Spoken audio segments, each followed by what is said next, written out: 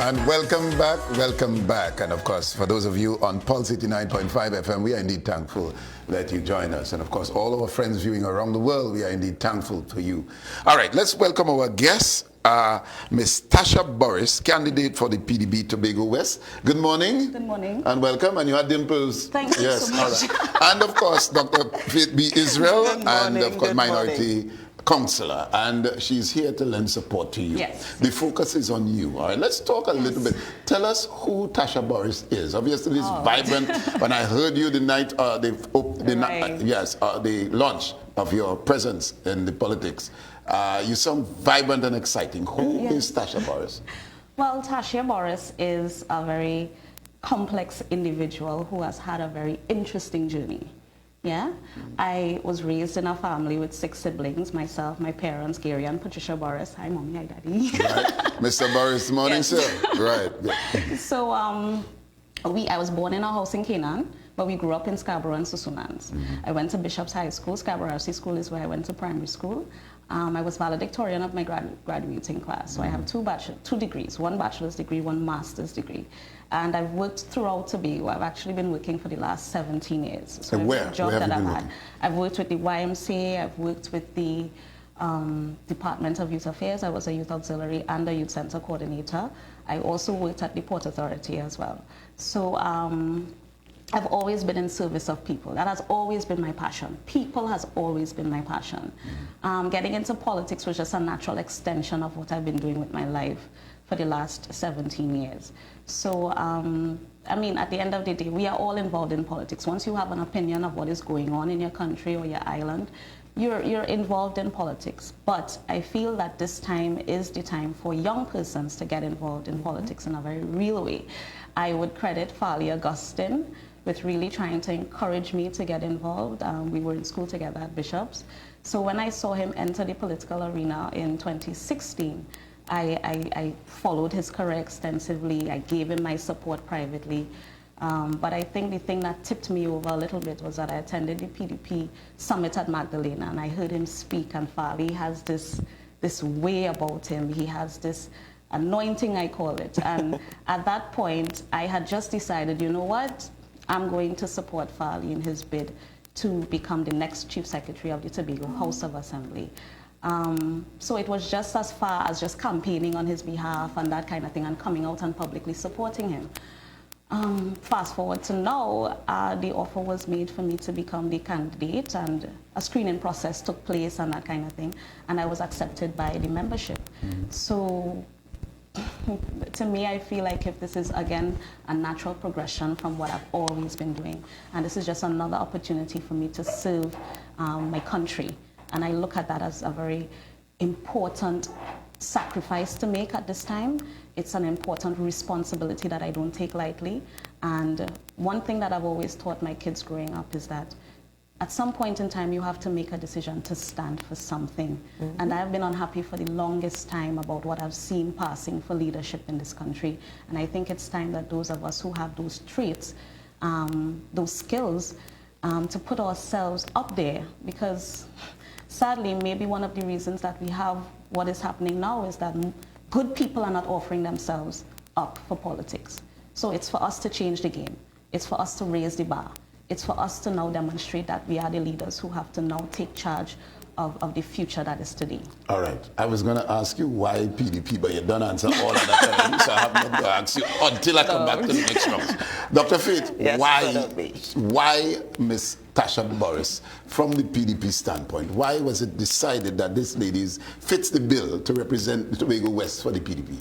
Well, I think morning Tobago, morning Trinidad and Tobago, I think everyone just heard her.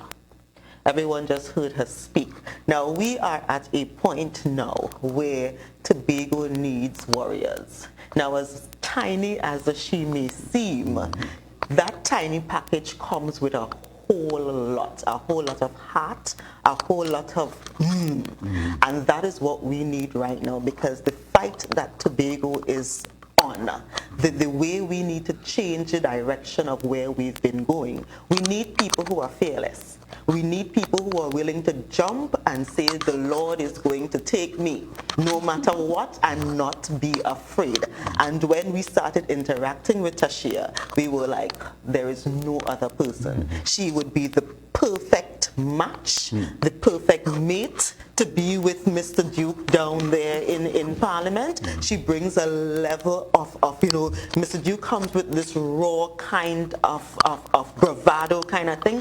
She comes with it on a different side, and of course we wanted to show balance. If it's one thing the PDP has always done, it's showing gender balance, but there's also an age balance, and it's a combination. So you hear her, and this is her being calm and quiet, and she ain't cussing nobody. Right. Okay. You know.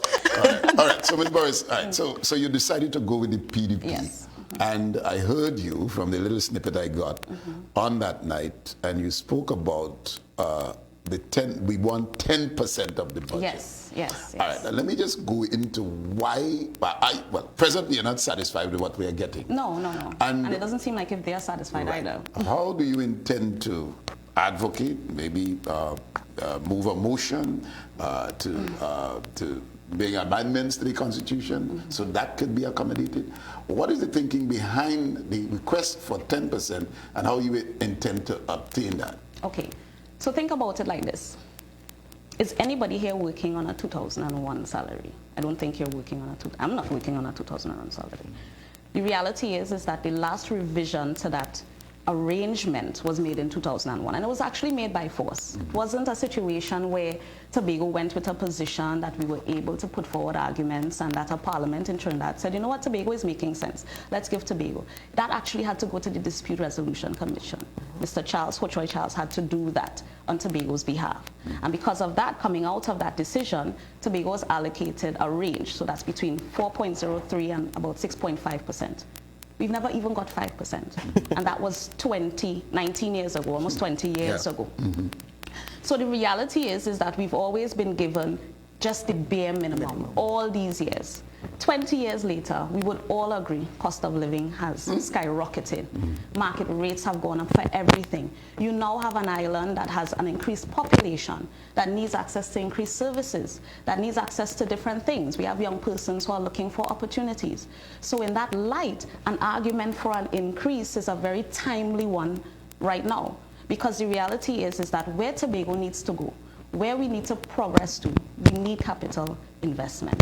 And at the level that we have been going, we will continue to stagnate for the next 10, 15 years if we continue down this road. Because the reality is that there's been a concerted effort, I believe, to stymie Tobago's progress. Okay. Yeah? So that one of the first things the PDP is going to advocate for when we get down the road is not a matter of it, but it's a matter of when.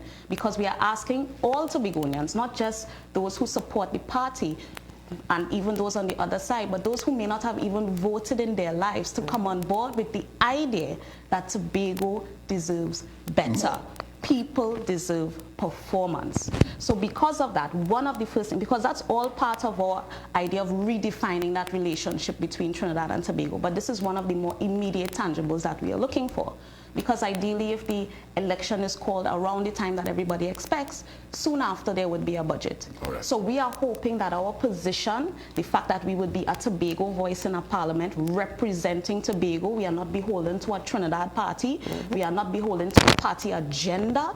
It means that we will be able to forcefully advocate for that on behalf of Tobago. And trust me, if they do not give us what we want, we will bring down hellfire. Oh my God! All right. Wait. Take your time. All right. Dr. Faith, no, I have said here that ministries in Trinidad, get more in the allocation when they're distributing for the budget. And that vexes any ordinary person looking on. Dr. Faith, this Ms. Burris has said that on your platform, that Tobago needs at least 10% of the budget allocation to Tobago. Give us your stance or your support of what she's saying, and why is it necessary? Well, just look at what just happened. We just had the official reopening of the Red House.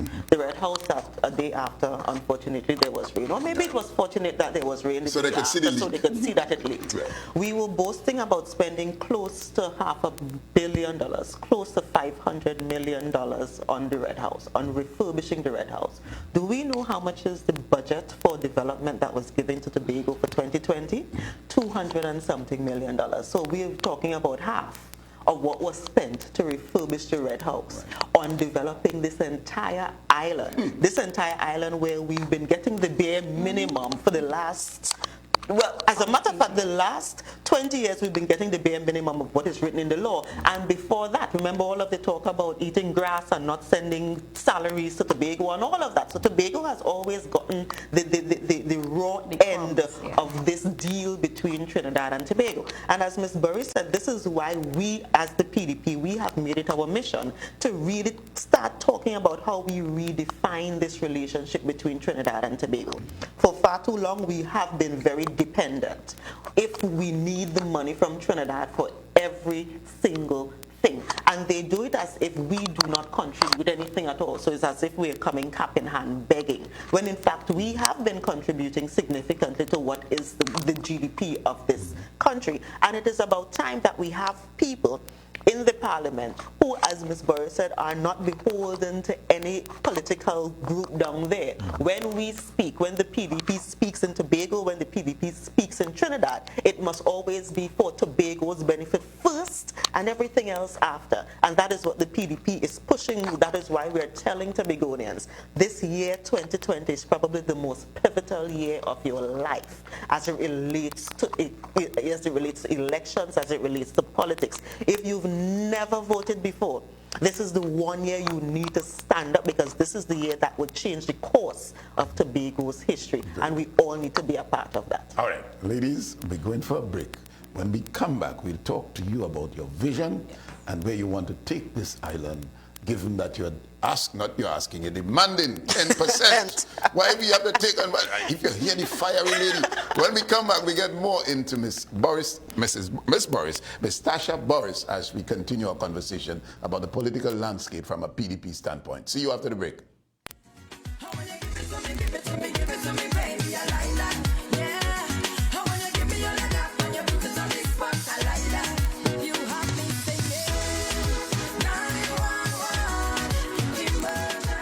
Trico is here to serve you better with After Hours Hotline to report technical faults. Monday to Friday from 5 p.m. to 9 p.m. Saturday and Sunday and public holidays from 9 a.m. to 5 p.m. Please contact us at 639-4457. In these unsure financial times, protection of your hard-earned financial assets is a priority. We at MI4 Security Cash and Transit Service are sure to grant you peace of mind. Fully insured services. Call us today at 660-7723 or 635-2144. MI4 Security Services Company Limited. Keeping Tobago safe. Visit the new and improved Belfonds Hardware Limited, number 17 Canby, Mount Pleasant. Spacious showroom for your convenience. All hardware items including blocks, steel, paint, toilet sets, power tools, lumber, and everything plumbing and electrical. Open Sunday to Friday. 631-0911.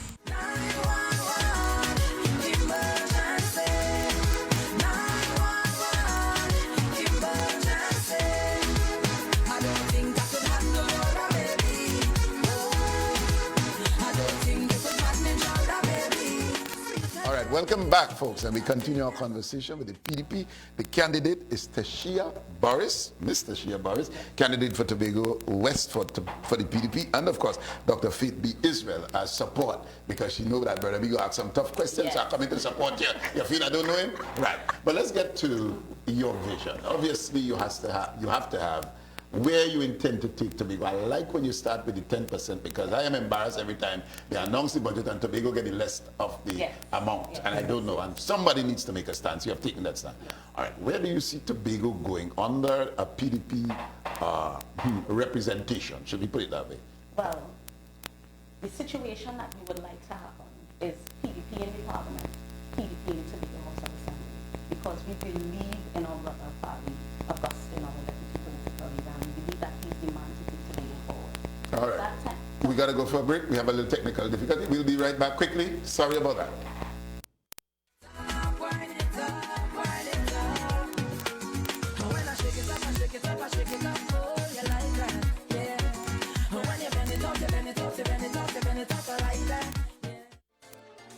Value Optical celebrates 25 years of serving the eye care needs of our nation with our Jubilee Frame Festival 2019. The biggest eyewear event in TNT features 5 internationally renowned brands including Ray-Ban, CK, and Kate Spade with a whopping 25% off complete spectacles plus added incentives at select stores. Give your eyes a fabulous look this season. See press and social media for full details. Value Optical, caring for your eyes.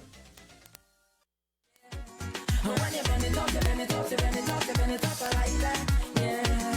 When you give it to me, give it to me, give it to me, baby, I like that, yeah. When you give me all of that, when you put it on the spot, I like that. You have me singing. All right, so we are back and we continue. We're right in the middle of the your vision for Tobago. Yes. So the situation that we want is PDP in the Tobago House of Assembly, PDP in the Parliament. So Mr. Duke and I, we would go first and advocate for that 10% and we will get it. Yes. Once we get that, now we can put Tobago on a progress footing. So let's just close our eyes and think for 1 minute. $1 billion in healthcare. What could $1 billion in healthcare do? Certainly the situation that is taking place at the hospital would be a thing of the past. Okay. The fact that persons have been telling us that there's no reagents to test blood, there's no gauze, there's no ventilated spirits, there's no people have to bring meals for their family who are patients at the hospital. Simple things like glucose testing. I mean, these things would be a thing of the past. The hospital would be a well-run organization. Contracts would be a thing of the past. Persons have been begging for their gratuity for 7, 8+ years. I mean, you cannot begin to develop an island if it is that you have people insecure about their job security, about the stability of that situation. So certainly one of the things we are going to do is make those persons who work in the hospital permanent members of staff with the attendant rights, responsibilities, benefits that they get from that status, right? $1 billion in healthcare means that we would be progressing towards a more healthy society. Things like preventative healthcare we can invest in a real way. Because the reality is that when you get to the hospital, it's because something is terribly wrong. And that we have not done things before people get to that point to be able to prevent some of the things that happen to persons. People are dying from simple things that can be treated. Things like diabetes, people are still losing their limbs. And a lot of that comes from the lack of education about how do we take care of ourselves. Yes, we are an island. We love our food. We love the pork. We love the provision. We love the harvest. Oh gosh! But the reality is that we have to take care of ourselves. Right. Another thing that is very alarming to us is that there's a high rate of cancer on the island. That is something that has to be seriously looked into. What has caused that? What has caused the upsurge? What types of cancers are prevalent? Is it breast cancer in women? Is it ovarian cancer? Is it prostate cancer in men? What are the types of cancers that have become prevalent? What are the areas that are showing that increased number of persons suffering from and dying, consequently dying from cancer? We want to be able to invest in our healthcare in such a way that also branches off into medical tourism. One of the things that we don't promote is the fact that because our dollar is basically 6-1, 7-1 to the US, that healthcare could be inordinately cheaper for somebody who is seeking cheaper healthcare if they're coming from the US or any one of these places. The things, for example, a root canal in the US may cost like $3,000. A root canal in Trinidad could probably cost about $5,000. And when you look at how much money people are saving by coming to these places, coming to Trinidad, to Tobago especially, because one of the other things we would look at is holistic healthcare, right? Because we have sun, sea, sun, all of these things that we can package to persons in such a way that you come, you get treatment, you are taken care of, you can rest, you can recuperate in a relaxing atmosphere, clean air, good food, all of those things. So $1 billion in healthcare would transform our healthcare industry. All right, what you're doing is justifying the amount and how it would be disseminated, utilized for our Yes. betterment. Now, and I really admire that. So you've been looking on all these years, Yes. and is angry like I am. Oh, yes. And asking why it is that we are settling Yes, for this amount that is enshrined in the Constitution, and we are only getting that or less in some cases. Right. Obviously, there has to be an amendment in the Constitution, but there is something that could eradicate all of that. It is called Tobago's self-governance. Let us get from you, how do you intend, based on your vision, based on what how you intend to approach this, to treat with this whole question of Tobago right to self-determination? Well, the PDP believes that it starts at a level of education. I think it's a conversation that has been bandied about for years, and people have gotten fed up of the word autonomy and fed up of self-government, and they've become wary of what it means. Now, in reality, if you look at history, it's only when we've had a so-called opposition representing Tobago that we have had any advancement with respect to us getting or reclaiming some of the rights that we previously had, because Tobago essentially was an independent island before we were joined with Trinidad. 1976 with Dr. Winston Murray and A.N.R. Robinson, in 1996 with Ho Choy Charles. So that now in 2020, we are saying that it's time enough that we put this matter to rest. Tobago needs to be on a level playing field with Trinidad when it comes to renegotiating Tobago's position. One of the things that have been written in the preamble of the current document that is before the Parliament is the question of equality of status, that Tobago will now be equal with Trinidad. What does that equality mean, and what does that mean for Tobagonians? And a lot of times we really do get a 6 for a 9. They write it in, they use very fancy language, and then when you go down into the meat of the document, they take away all the things that they say that we should have. So that we recognize that the current document that is there is flawed in its makeup, fatally flawed in its makeup. It's not that good recommendations didn't come. It's not that the consultations were not had. Tobago people had the opportunity on more than one occasion to say what they wanted. But every time it goes down the road, somebody says, nah, they can't get that. Let me take out that. Let me change the wording of that. Right. This has got to stop. If it is that we have to be able to determine our future in our own space, the first thing that needs to happen is respect. Exactly. They need to respect the voice of 60,000. Wow. And that is why we plan to fight. And if it is we have to take them to court, if it is we have to take them to the UN to get what is rightfully ours, we have every intention of doing so. Dr. Faith, this fiery lady, apparently, I don't know, well, obviously, we will get to that, the whole question of the schooling and all of that. But let's talk about the,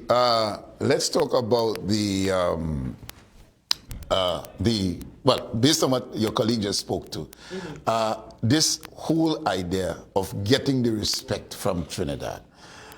Your leader said, let us, independence was spoken, secession was spoken. However, we brought the clarity the last time you were here as to the positioning. Now, let's say what we are proposing is not working, or from that standpoint of getting what is duly ours. What is the next step from the PDP standpoint? Well, okay, so let's think about this in terms of the logical steps right now. Currently, because there is this paper in front of the Joint Select Committee, because there is this paper in front of the Parliament that, as Ms. Burris said, is fatally flawed. When you look at it, if you actually listened to the Joint Select Committee meetings that were happening over the last year or so, you would recognize that it is fatally flawed and it will not pass in the first instance. What we are proposing is a two-step kind of deal. The first step is what Ms. Burris and Mr. Duke would be doing immediately, having the general elections just before the budget. What we can do, and I spoke about it the last time we were here, since the THA Act is just an act that can be amended relatively easily, the first step is to make the changes in the act that says, well, we now have the 10% of the budget and a couple other little things. And then we can spend the next 6 months or so working on creating the change in the Constitution, because what is before the GSC, before the Parliament now, is to change the constitution of Trinidad and Tobago. So now that we have the THA Act modified with the 10% and a couple other little things, then we can say, now let's spend a little bit of time now refining the document that is before the Parliament to change the actual constitution. And what we are recommending is a document that is relatively simple, that does not have all of the nuts and bolts that we recognize now are not working and is not going to work. So the document that we would recommend would have, in essence, a line that says, we then allow Tobago to come back and create to create our political structure, to create our governance structure. Now that would mean having a, whatever we call it, whether we still call it a Tobago House of Assembly or whatever it is, with two houses, one that does the executive work and one that allows us to have create laws, whatever we want to call it, because that in essence is what we need to be able to create laws in Tobago for things that affect Tobago, and to send it straight to the president instead of having to send it to the Parliament.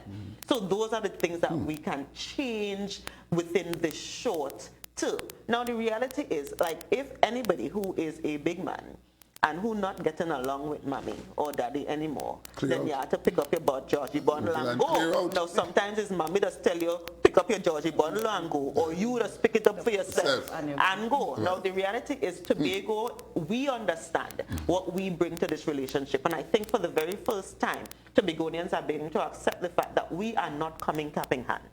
We are coming with a wealth of resources. The fact that Trinidad and Tobago has all of the oil and gas that Trinidad and Tobago has is because of where Tobago is physically positioned on this earth.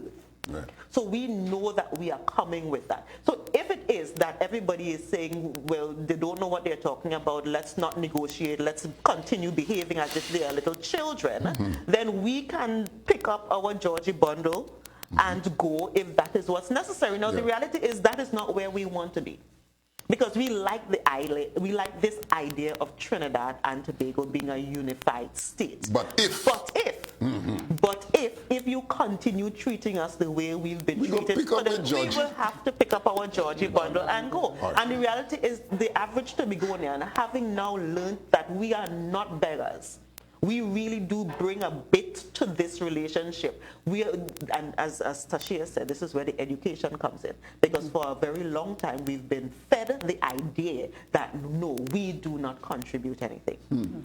We do not contribute anything. I remember listening to former Chief Secretary saying that, no, there is no oil or gas anywhere there, when all of Tobago at the dead of night looking out into the sea and seeing the orange flames up there. So what are you telling us? There is nothing out there and we are seeing the orange flames. So there has been this specific agenda to keep us in this state of ignorance. All right. So, Ms. Burris, now, when Hochard Charles told us that there is oil and gas in Tobago's waters. In fact, it was Robinson in the early days who spoke about that.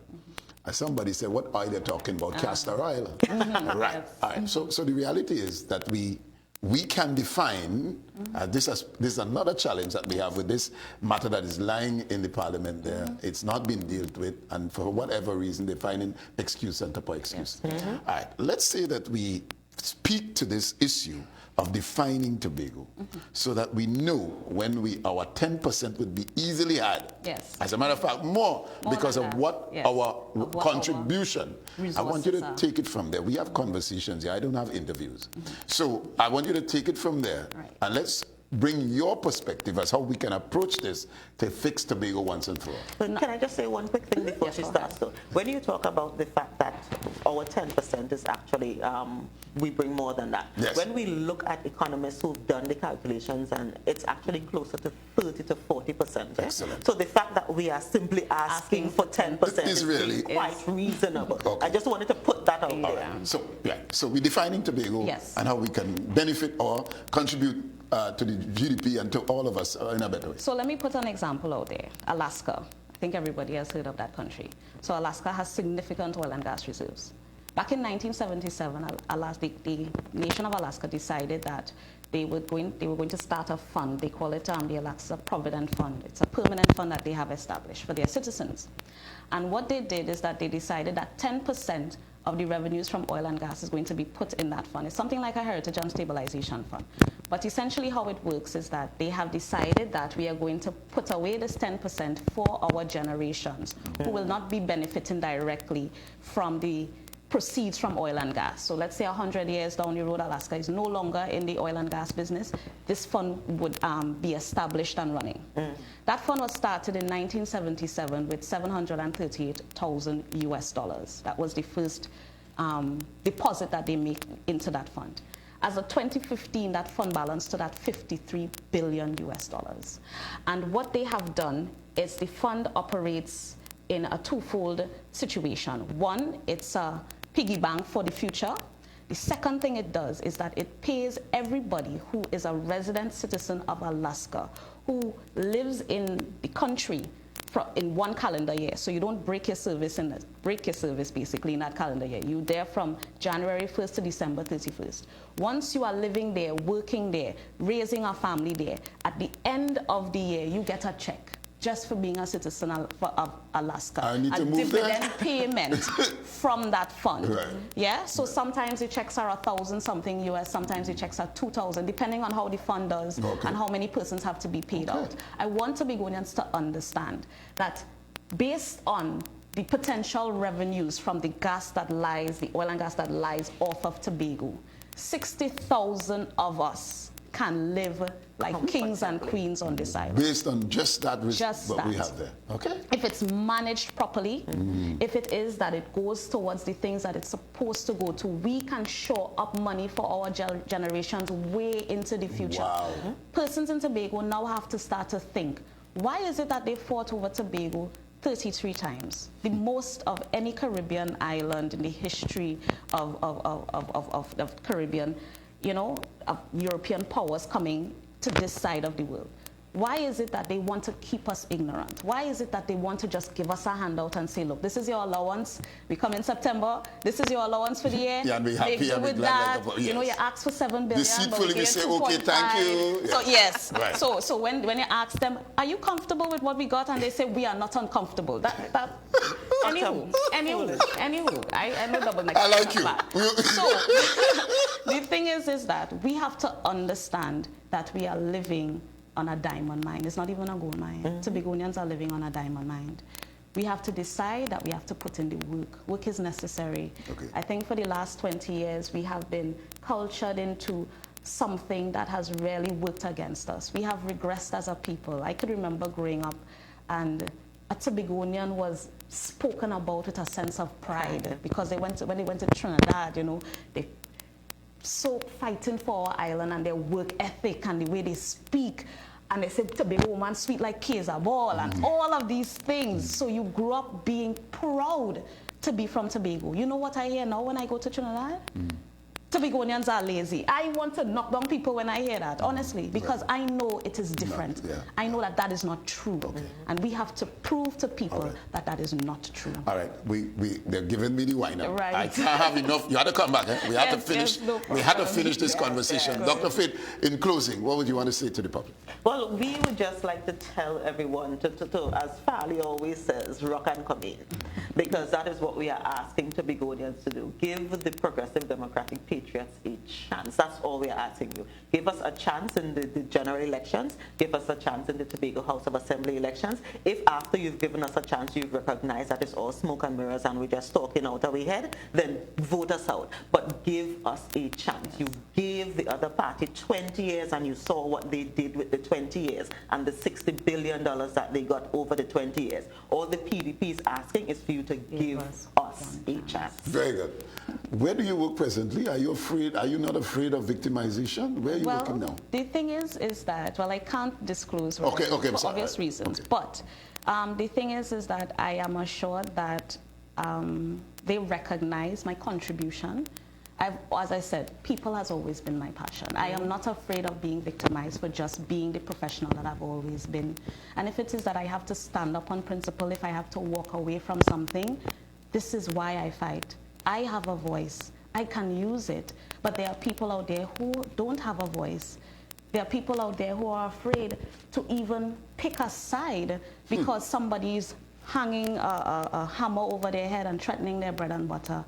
I always believe that the Lord does provide, and I believe that what I'm doing in this time is my purpose. A job is just to basically pay bills, but at the end of the day, if you are on earth and you achieve the thing that you were put here to do, everything else will be taken care of, and I have that utmost faith. So my plan is, what I do here is because I want to provide a voice for those who don't have one. Wow. And I plan to use it a lot. All right, I want to wish you all the best in your Thank endeavors. you so much. You're very brave, and of course, you know, warriors are called. Yes, yes, And yes. of course, we wish you all the best. Dr. Thank Faith, you. indeed a pleasure. Next time when you come by yourself. Yeah. I don't want- No, this was just a warm up. I'm just joking. Warm This is, of course, it's always a pleasure. All right, so with that, all the best to you guys. Thank you so All much. right, at this point in time, we go for a break. When we come back, we have lots more for you. See you then. Yeah.